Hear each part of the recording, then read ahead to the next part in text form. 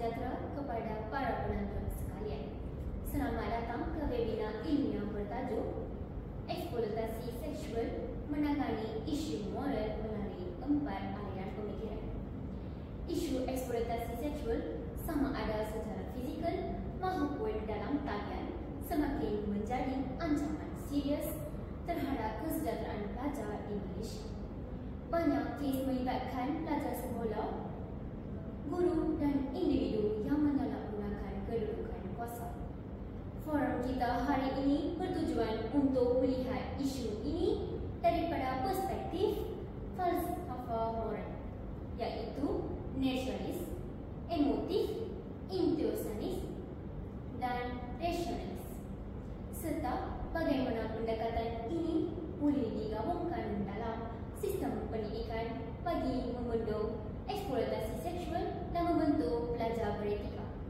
Sebelum memulakan perbincangan kita pada hari ini, saya ingin memperkenalkan tiga orang panel saya, iaitu Saudari Sharmadi, Saudari Durga, Saudari Sibrudi. Saya ingin memulakan perbincangan pada hari ini dengan panel pertama saya, iaitu Saudari Sharmadi.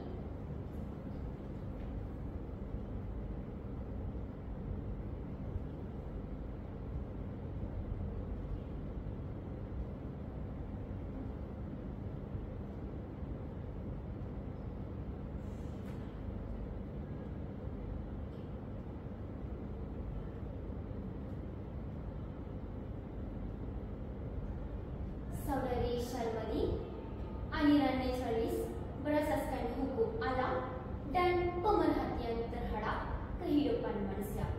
Bagaimana pandangan ini boleh digunakan dalam menangani isu eksploitasi seksual dalam konteks pendidikan di Malaysia?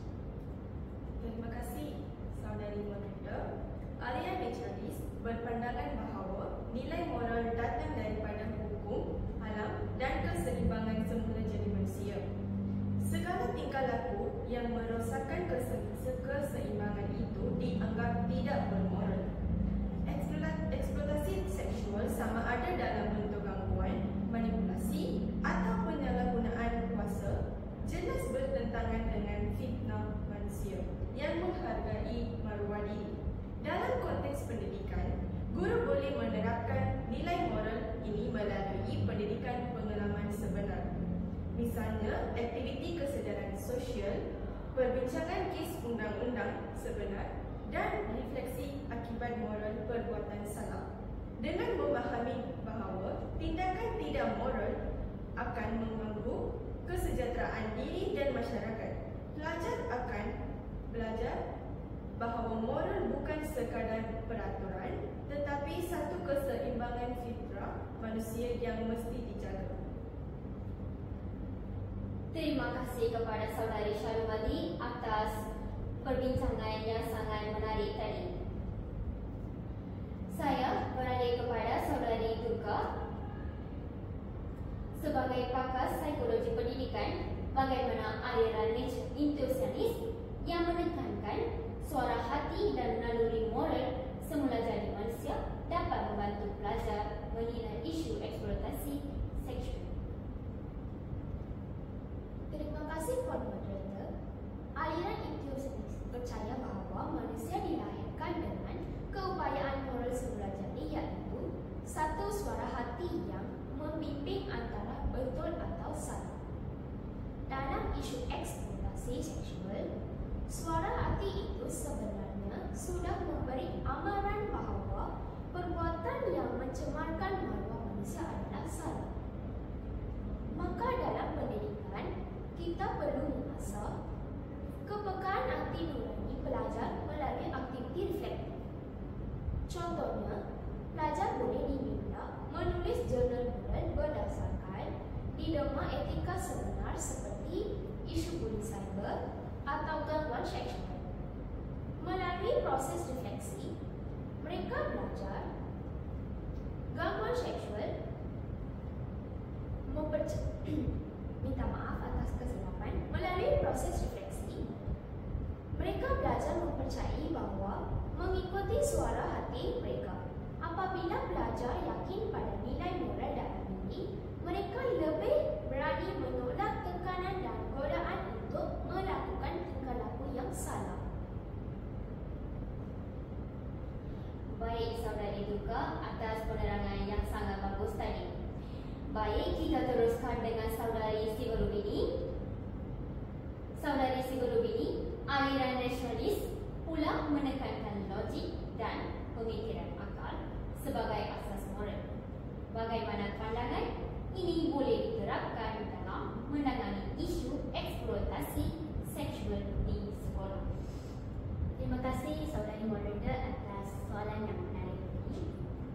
Baik, bagi rasionalis, moral bukan berdasarkan emosi semata-mata, tetapi kadar punca dan pertimbangan akal yang waras. Dalam pendidikan, kita mendidik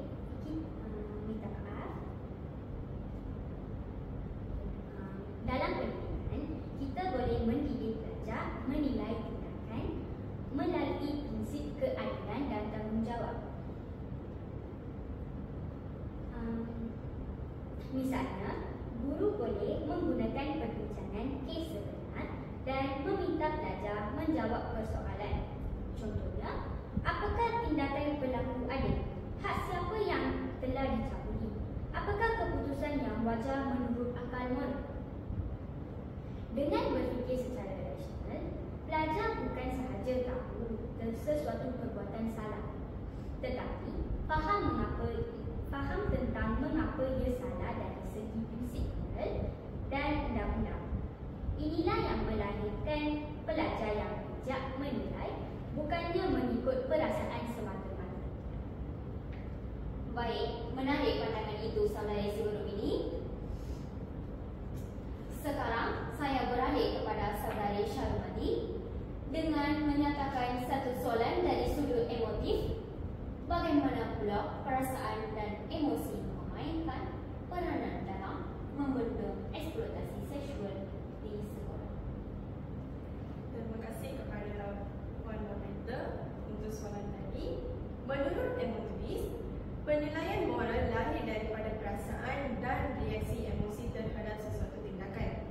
Kita menolak eksploitasi seksual kerana ia membangkitkan rasa marah, jijik dan simpati terhadap mangsa tersebut.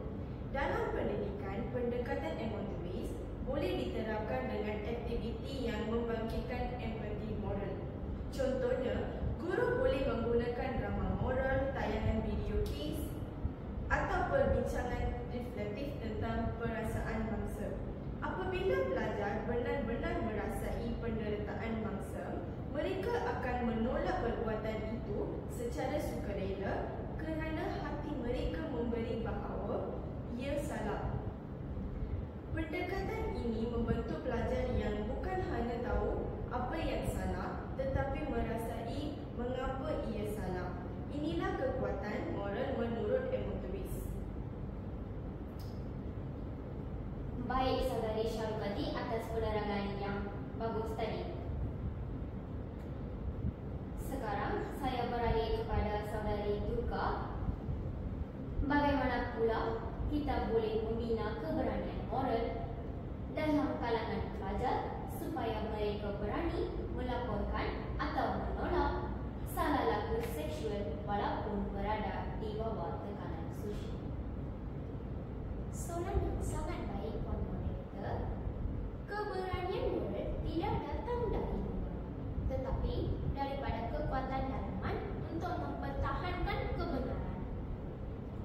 Dalam konteks intuition, guru boleh membantu pelajar mengukuhkan keberanian moral melalui pendekatan sokongan moral seperti bimbingan rapat sebaya, latihan membuat keputusan etika dan simulasi peranan iaitu role play.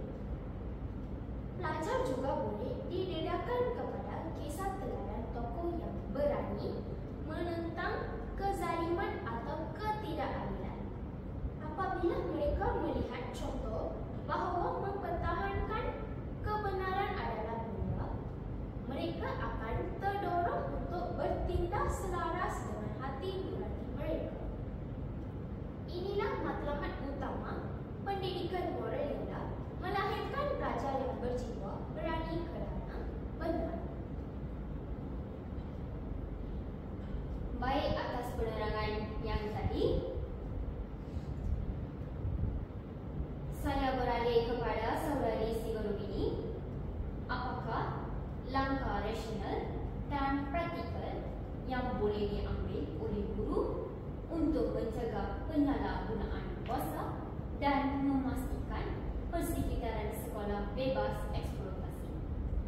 Baik, langkah pertama ialah mewujudkan sistem accountability dan etika profesional dalam sekolah.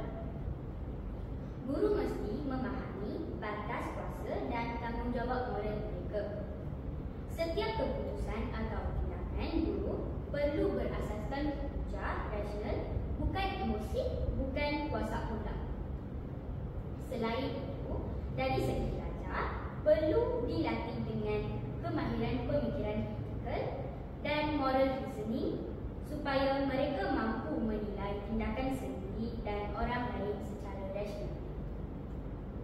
Apabila warga sekolah berfikir dengan prinsip dan alasan moral dan logik, maka ruang untuk eksploitasi akan semakin tertutup. Rasionalisme membantu membina budaya sekolah yang berfungsi, berfikir dan berintegritas. Baik, atas penerangan anda, saudari Siva, saya ingin mengemukakan lagi satu soalan bersama anda. Isu kes Rogel membimbangkan di negara kita secara bergilir di sebuah sekolah di Melaka yang tular baru-baru ini.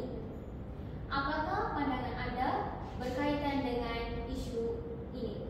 Baik, dalam kejadian itu, beberapa pelajar lelaki ditahan kerana disyaki merogol seorang perempuan tingkatan 3, malah rakaman video kejadian turut tersebar di media sosial. Kes ini bukan sahaja menggembarkan masyarakat tetapi juga membuka mata kita tentang berapa seriusnya krisis moral dalam kalangan remaja sekolah.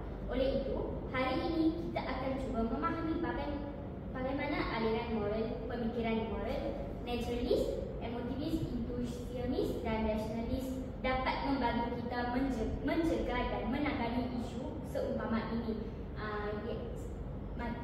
Macam kita 3 panel membincangkan tadi. Saya harap perbincangan kita akan membantu masyarakat akan datang. Terima kasih atas perbincangan tadi. Terima kasih juga kepada ketiga-tiga panel atas pandangan yang amat bernas. Jika kita lihat secara keseluruhan, naturalis mengajar kita agar kembali kepada fitrah dan keseimbangan moral manusia. Emotivitis menekankan pentingnya empati dan kepekaan emosi terhadap penderitaan mangsa. Intuisionis mempercayai bahawa suara hati dan keberanian moral ialah panduan utama menolak kejahatan. Akhir sekali, rasionalis pula menuntut kita membuat keputusan berdasarkan akal, prinsip dan hujah moral.